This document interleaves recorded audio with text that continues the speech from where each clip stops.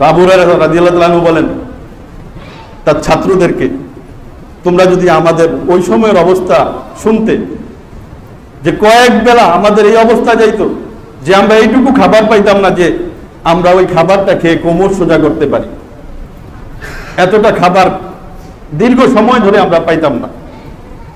এক সময় ক্ষুধার যন্ত্রণায় এক এক সময় কখনো কলিজা জমিনের সাথে লাগায়া উপর হয়ে পড়ে থাকতাম, কখনো পেটে পাথর বানতাম, কোনো এক সময় ক্ষুধার তাড়নায় ক্ষুধার যন্ত্রণা সহ্য করতে না পেরে রাস্তার পাশে বসে গেলাম।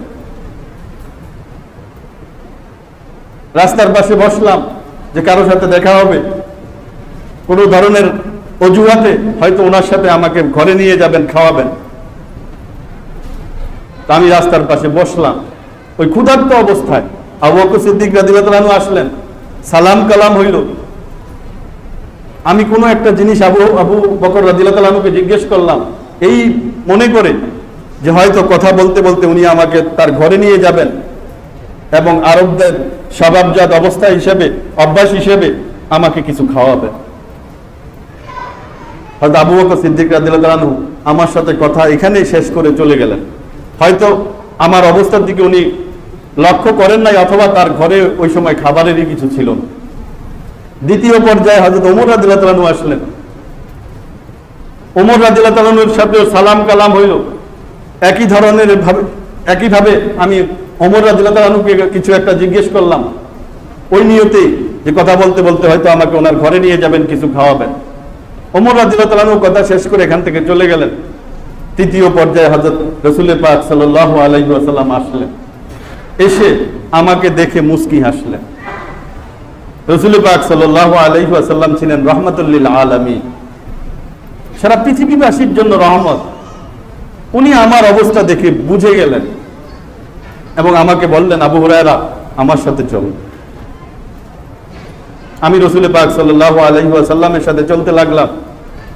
যেতে যেতে রাসূল পাক সাল্লাল্লাহু আলাইহি ওয়াসাল্লামের ঘর পর্যন্ত গেলাম। রাসূল ঘরে প্রবেশ করলেন, আমিও অনুমতি নিয়ে রাসূলের ঘরে প্রবেশ করলাম। রাসূল পাক সাল্লাল্লাহু আলাইহি ওয়াসাল্লাম যখন ঘরে বসলেন, তখন ঘর থেকে ভিতর থেকে এক পেয়ালা দুধ দেওয়া হলো। রাসূল পাক সাল্লাল্লাহু আলাইহি ওয়াসাল্লাম হযরত আবু হুরায়রা রাদিয়াল্লাহু তাআলা আনহুকে বললেন, যাও আহলে সুফফাদেরকে ডাকো, তাদেরকে ওই খাবারে অংশগ্রহণ করাও। আবু হুরায়রা রাদিয়াল্লাহু তাআলা আনহু মনে মনে চিন্তায় পড়ে গেলেন যে উনি নিজেই বলেন, তখন আসহাবে সোফাবাসীদেরকে ডাকা, সোফাওয়ালাদেরকে ডাকা আমার জন্য অনেক কঠিন ছিল। এইটুকু দুধ, এক পেয়ালা দুধ, সবাইকে ডাকলে এই এক পেয়ালা দুধে সবার কি হবে? আর তাদেরকে ডাকার পরে আমাকেই বলা হবে আর পান করাও, আর আমার নম্বর আসবে পরে, আমারে বা কি হবে? রাসূল পাক সাল্লাল্লাহু আলাইহি সাল্লামের নির্দেশ অমান্য করার কোনো সাধ্য ছিল না। আমি তাদেরকে ডাকলাম। সোফা বা ওয়ালারা, আল আহলে সোফা বিভিন্ন সময় কম বেশি হইতো, তখন ছিল 70 জন। সবাইকে ডাকলেন। ডাকার পরে রাসূল পাক সাল্লাল্লাহু আলাইহি সাল্লাম নিয়ম অনুযায়ী আবু হুরায়রা রাদিয়াল্লাহু তাআলা আনহুকে বললেন, তাদের সবাইকে দুধ পান করাও, একজন একজন করে। তো আবু হুরায়রা রাদিয়াল্লাহু তাআলা আনহু এক একজনের হাতে পেয়ালা দিতেন আর দুধ পান করতেন এবং পেট ভরে তৃপ্তি সহকারে এক একজন দুধ পান করেছেন। এক এক করে 70 জনকে পান করালেন। যখন সবাই শেষ হলো, এইবারও রাসূল পাক সাল্লাল্লাহু আলাইহি ওয়াসাল্লাম আবু হুরায়রা রাদিয়াল্লাহু তাআলা আনহুর দিকে তাকিয়ে মুস্কি হাসলেন। আবু হুরায়রা, সবার খাবার শেষ? ইয়া রাসূলুল্লাহ, সবাইকে খাওয়ানো শেষ হয়েছে, এখন তো আমি আর তুমি বাকি। জি ইয়া রাসূলুল্লাহ, আমি আর আপনি এখন বাকি। এইবার রাসূল পাক সাল্লাল্লাহু আলাইহি ওয়াসাল্লাম পেয়ালা নিয়ে আবু হুরায়রার হাতে দিলেন, আবু হুরায়রা তুমি পান করো। হযরত আবু হুরায়রা রাদিয়াল্লাহু তাআলা আনহু তৃপ্তি সহকারে পান করলেন। রাসূল পাক সাল্লাল্লাহু আলাইহি ওয়াসাল্লাম বললেন, আরো পান করো। হযরত আবু হুরায়রা রাদিয়াল্লাহু তাআলা আনহু আরো পান করলেন। এইবার বললেন, ইয়া রাসূলুল্লাহ, আমার দ্বারা আর পান করা সম্ভব না। তখন রাসূল পাক সাল্লাল্লাহু আলাইহি ওয়াসাল্লাম পেয়ালা নিয়ে বাকি যে দুধ ছিল, অবশিষ্ট দুধটুকু রাসূল পাক সাল্লাল্লাহু আলাইহি ওয়াসাল্লাম নিজেই পান করলেন।